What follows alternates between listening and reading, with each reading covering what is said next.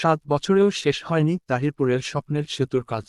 পর্যটন শিল্পের বিকাশসহ একটি জেলা ও 2 উপজেলার সাথে সংযোগ স্থাপনের একমাত্র সেতুর নির্মাণ কাজ শুরু হয়েছিল 2018 সালের ডিসেম্বরে।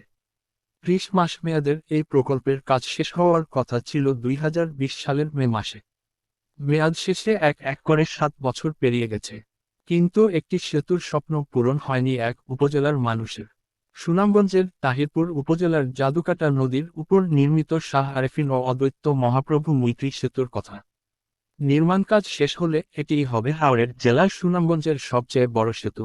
সেই সাথে সুনামগঞ্জের যোগাযোগ ব্যবস্থা, পর্যটন ও ব্যবসা বাণিজ্যের আমূল পরিবর্তন ঘটাবে এই মৈত্রী সেতু। অথচ সেই সেতুটি নির্মাণ প্রকল্পের মেয়াদোত্তীর্ণের 7 বছর পর এসে সংশ্লিষ্টরা বলছেন 80 থেকে 85% কাজ সম্পন্ন হয়েছে।